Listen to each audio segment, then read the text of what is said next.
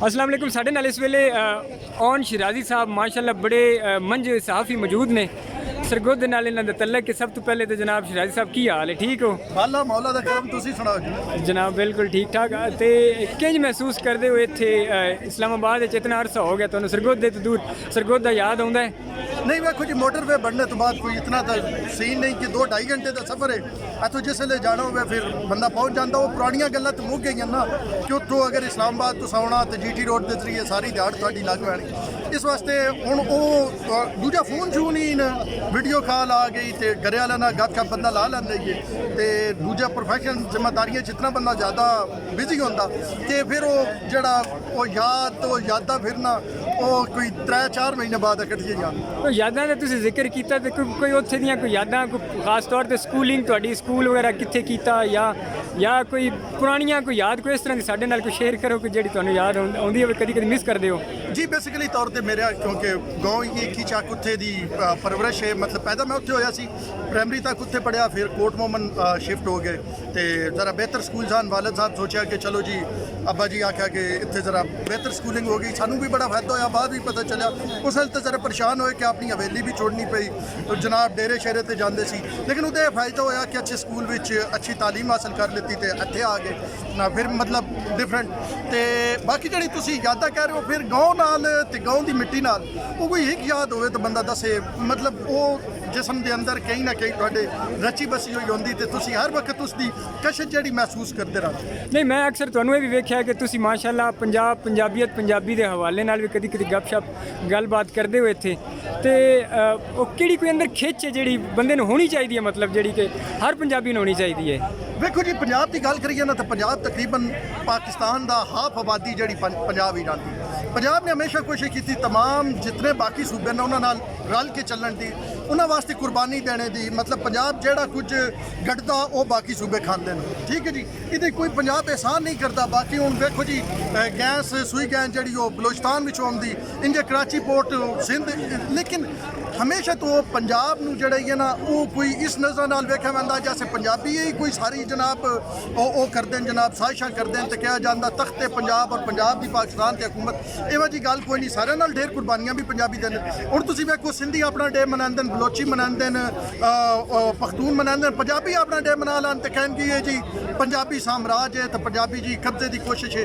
ये एक चीज़ है जी थोड़ी जी रूटीन तो हट के। बाकी अगर हुण भी तुसीं वेख लवो, मेरे नाल तुसीं आओ, मैं तुहानूं वज़ीर आज़म ऑफिस लै जाना। वज़ीर आज़म ऑफिस विच वज़ीर आज़म दे जिहड़े प्रिंसीपल सैकटरी नाज़म खान, उन्होंने थल्ले पूरी ब्यूरोक्रेसी। वज़ीर आज़म ऑफिस भी मैं पूरी जिम्मेदारी नाल कह रहा कि तकरीबन आलमोस्ट पूरी ब्यूरोक्रेसी, मेजॉरिटी ब्यूरोक्रेसी जी KPK की बैठी, मतलब पख्तून ब्यूरोक्रेसी बैठी। हालांकि पंजाब के जोड़े MNA इन वजीर जोड़े इन जोड़े सैनीटर इन उन्होंने वज़ीर आज़म को कई बार ये भी आख्या कि इन्हों की क्योंकि पख्तून इन तो साड़ी गल नहीं सही समझ सकते तो असीं इन्हां दी गल नहीं समझ। मतलब एक थोड़ा जिहा ना मतलब तुसीं लैंगुएज नाल आखो कि जिहड़ा उन्हां दा स्टाइल ही है वह भी बैरियर है। पंजाबी का जरा स्टाइल और होंदा, पख्तून दा और होंदा। मतलब पख्तून अगर गल कर रहे होवे ना तो फ्रैंकली मैं वेखने वाले तो सन लगता बदतमीजी पे करता, रुखा जिहा बोलता ही है। लेकिन वो तो स्टाइल ही हुई है ना। वो बड्डे भी आखसी उरा असीं आते हैं इधर या असीं पंजाबी या उरे ते आ जाओ, मतलब उरे आ तो उरे ते आ जाओ, आज बड़ा फर्क होंदा। तो बहरहाल मैनूं किसी किसी वेले ये फील होंदा ही है कि पंजाबियों नूं ना गैर जरूरी तौर पर दबाया जाता, गाली शाली कढ़ियां वैंदियां। बलोचिस्तान भी पंजाबी शहीद होंदे न, उत्थे जनाब काम करन वैन उत्थे मरींदे न। सिंध विच इत्थों पंजाबी कितने गए हो, सिंध की तरक्की च कराची मौजूद इन, सिंध की तरक्की च हत्थ बैठा रहे।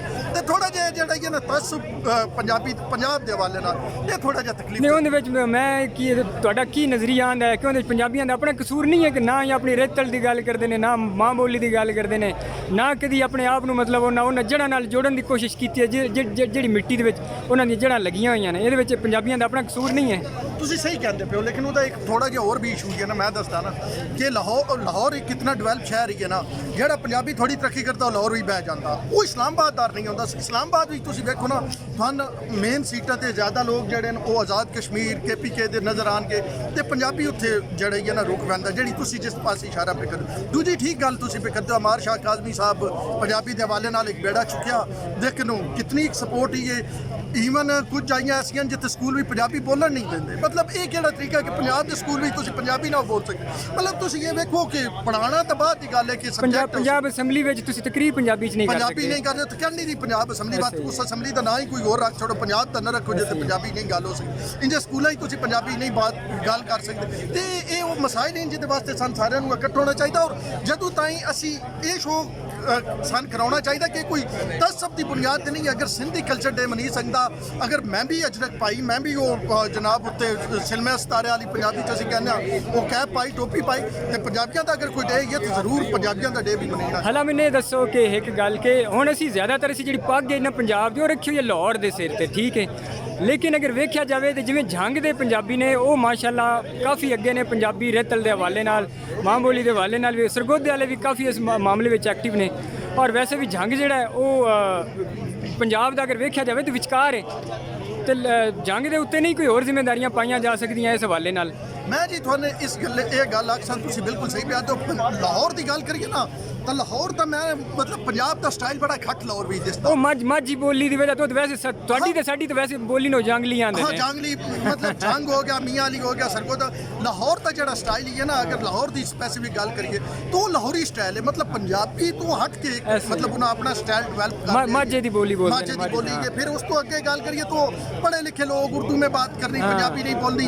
सिर्फ वो थड़िया तो थाने वजी वर्डिंग लभेगी या होटलों से लभेगी। तो ओवरऑल अगर गल करो तो जेडे एरिया तुसीं कह रहे हो ना, एक तो हो गया सराकी बेल्ट यानी मुल्तान ते साइड ते हो गया ना, ते एक हो गई ये आली मतलब जंग चनियोट सरगोदा मुल्तान सॉरी कह रहे हैं नाल फैसलाबाद का कुछ इलाका है, खुशाब है। ये जेडे इलाके ने ना अगे आना चाहिए। और खास करके जदों तक असी ना पंजाबी नूं कोई मतलब असी हुण समझा पंजाबी गा ले, जदों ताईं असी तो मुराद यही है कि जेडे लोग कोई बोले वो समझन के जी ये तो बड़ी बच्चा पंजाबी में बात करे वो बदतमीज हो गया।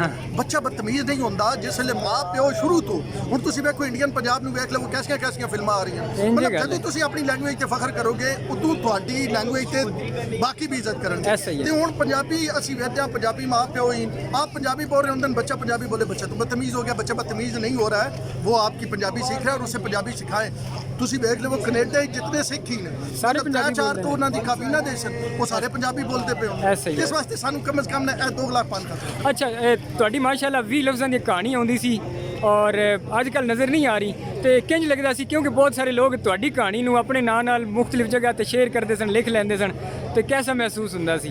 सर कहानी अजय भी आ रही लेकिन वो थोड़ा जिहा ना तवालत ज़्यादा आ गई है थोड़ी, कोई ड्यू टू सर्टन रीज़न कुछ ऐसी वजूहत ही जिन्होंने वजह तो तवालत ज़्यादा आ गई। कोई 10 दिन बाद लिख सकता, 12 दिन बाद लिख सकता। तो मजे की थानू गल दसा कि कहानी मैं लिखी हुई बनी हुई मेरे मोबाइल भी पई हुई, सिर्फ मैंने अपलोडिंग का टाइम नहीं पिछले 2 दिन तो लगता पाया। तो वो हुण मैं जिवें ही थोड़े नाल भी गलबात खत्म करांगा, मेरा थोड़े नाल वादा मैं उस वेले पेज ते अपलोड करूँ। अच्छा मैं तुहाड़ियां अक्सर देखियां ने तुसी बड़ियां गूढ़ियां कोई अंदर दियां कदी कदी खबरां एक्सक्लूसिव कढ के लै आउंदे हो। शाह जी किहड़े मोकल ने तुहाडे कोल या किहड़े कोई माशाअल्लाह कोई इंज दा कोई तुहाडे कोल कोई जादू कोई मंत्र है जिंदे नाल तुसी ऐसियां कढ जेहड़े बाकी जेहड़े साडे साफी भरा ने वो बेचारे वेंदे रहंदे ने तुसी कढ के लै आउंदे हो? यार तू मोकल पुछेगा तो उस तो बाद खबरां आनियां बंद हो जाणगियां। इस वास्ते जेहड़े बंदे दंदे नो वेखणगे किसी दा नां तसी तुसी आप साहब ही हो, तुसी मेरे तो बेहतर जानदे हो कि एक साहब ही कोल उदा सोर्स ही होंदा है, कोई बंदा जेहड़ा उसनू खबर देंदा नीवा पता देंदा किसी बारे च। ते अगर उदा नां सामने आ वंजे तो फिर बाकी भी उन्हां दे भी कंन चुके जांदे ने, वो भी कंन चा लैंदे ने कि भाई हुण इस बंदे नू खबर। एक गल है कि तुहानू धमकियां भी अक्सर मिलदियां ने, कदी इंज नहीं होया कि कदी दिल च कोई खौफ शौफ कदी आया होवे कि यार की कर बैठा या मतलब सच बोलना इन्ना औखा हो गया?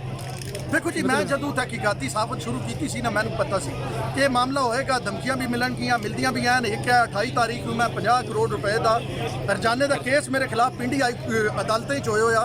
उस मैं गुल साहबा कीता होया जी अमीद गुल की बेटी ने, मैं बकायदा वो तारीख भुगतन पैना। पहले उन्हें लीगल नोटिस भेजा कि हटा दो, मैं क्यों हटावा, मैं तो सच्ची स्टोरी की है। हूँ मैं 50 करोड़ का हरजाने का 28 तारीख को पिंडी डिस्ट्रिक्ट कोर्ट में केस ही मैं भुगतन पैना। तो बहरहाल जदों तुसी समंदर में उतरते हो ना ਫਿਰ ਇਹ ਨਹੀਂ ਸੋਚਣਾ ਚਾਹੀਦਾ ਵੀ ਕੱਪੜੇ ਗੀਲੇ ਹੋ ਜਾਣਗੇ।